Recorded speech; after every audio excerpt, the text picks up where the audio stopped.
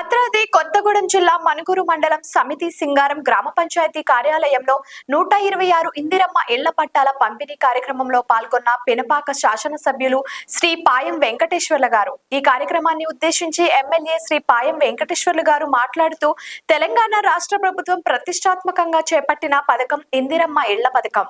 ఇందిరమ్మ రాజ్యంలోనే పేదవారి సొంత ఇంటి కల నెరవేరుతుంది. ఇది ఇందిరమ్మ ప్రభుత్వం అని, ఇండ్లు కట్టుకోవాలనే ఆడబిడ్డల చిరకాల కోరికని ఇందిరమ్మ ఇండ్ల రూపంలో ప్రభుత్వం ఇచ్చిందన్నారు. ప్రతి లబ్ధిదారునికి ఇందిరమ్మ ఇల్లు లభిస్తుందన్నారు.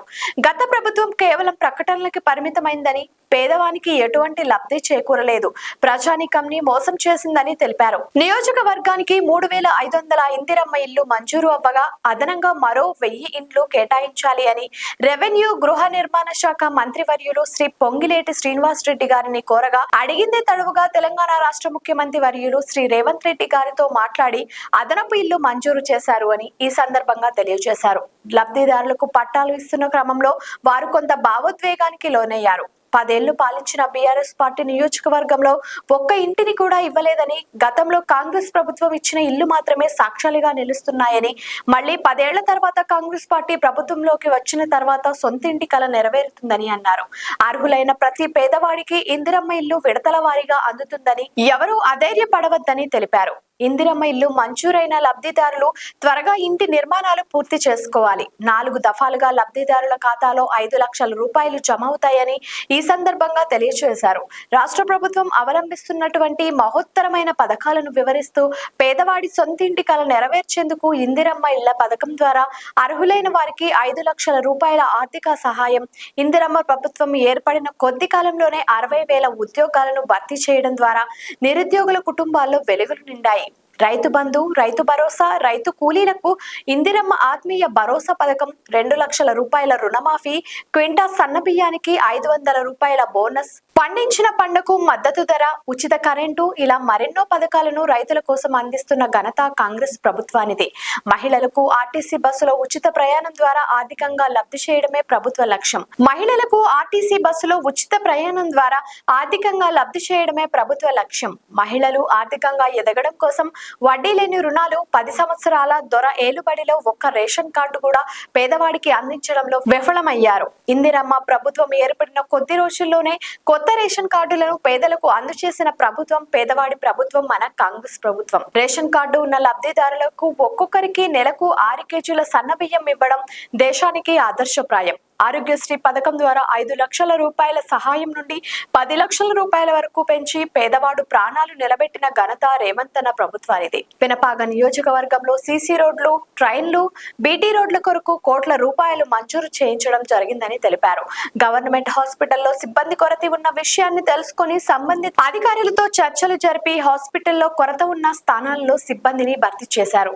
ఏఐటీసీ అడ్వాన్స్ టెక్నాలజీ సెంటర్లను నియోజకవర్గంలో ఏర్పాటు చేయించడం జరిగిందని తెలిపారు. మనుగురు మున్సిపాలిటీలో కోట్ల రూపాయల వ్యయంతో అభివృద్ధి పనులను ప్రారంభించారు.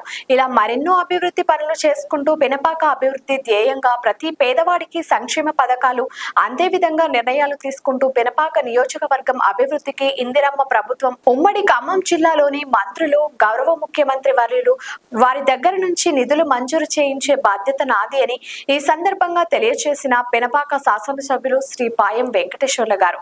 ఈ కార్యక్రమంలో ఎంపీఓ శ్రీనివాసరావు గారు, ఎంపీఓ వెంకటేశ్వరరావు గారు, డిటి రామారావు గారు, ప్రభుత్వ అధికారులు, మండల అధ్యక్షులు పీరినాకి నవీన్ గారు, టౌన్ అధ్యక్షులు శివసైదులు గారు, మండల మహిళా అధ్యక్షురాలు సౌజన్య గారు, ఇలపాక నియోజకవర్గం యూత్ కాంగ్రెస్ అధ్యక్షులు తరుణ్ రెడ్డి గారు, మైనారిటీ అధ్యక్షులు రహీం బాషా గారు, అనుబంధ సంఘాల నాయకులు, శివాలయం చైర్మన్ కూచిపూడి బాబు గారు, మండల ముఖ్య నాయకులు, కార్యకర్తలు, లబ్ధిదారులు తదితరులు పాల్గొన్నారు.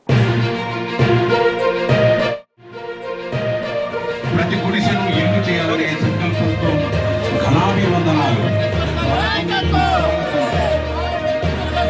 పేదల జీవితం మార్చే సంకల్పం, ప్రతి గుడిసెను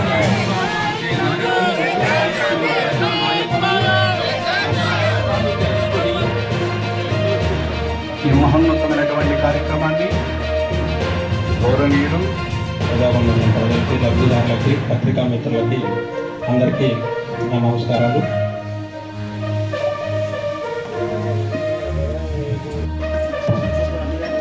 తీసుకున్నాను ఇందిరమ్మ మంజూరీ పత్రాలు పంపిణీ కార్యక్రమంలో ముఖ్య అతిథిగా ఇచ్చిన గౌరవనీయులు అక్కడ నుంచి గాదే మారుతమ్మ వారు ఉంటే వాళ్ళకి కరెక్ట్గా చూసి ఇవ్వటం. తర్వాత మన ఎమ్మెల్యే గారు ప్రత్యేక శ్రద్ధతో ప్రత్యేక పక్క ఇల్లు కట్టుకుంటాం. పక్కనే 200 కోట్లకు పైగా నిధులు మంజూరు చేసి సీసీ రోడ్ చేయడం జరిగింది. మన అంగన్వాడీ బిల్డింగ్స్, గ్రామ పంచాయతీ బిల్డింగ్స్, బీటీ రోడ్ల నిర్మాణం, హై లెవెల్ విద్యుత్ నిర్మాణానికి మీ గ్రామాల్లో మీరు 1,00,000 రూపాయలు తీసుకున్నా, 2 లక్షలు తీసుకున్నా, 3 లక్షలు తీసుకున్నా వాటిని మీరు ఆదాయాన్ని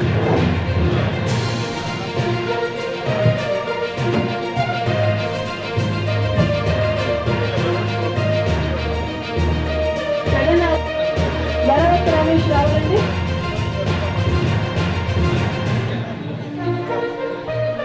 సన్నిధి కుమారి,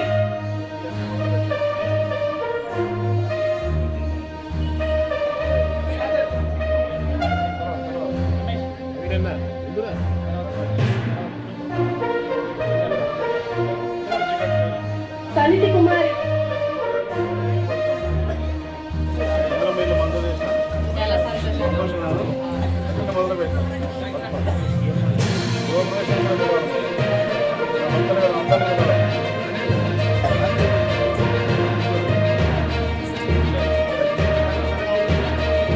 జగన్నాథ సిగ్న,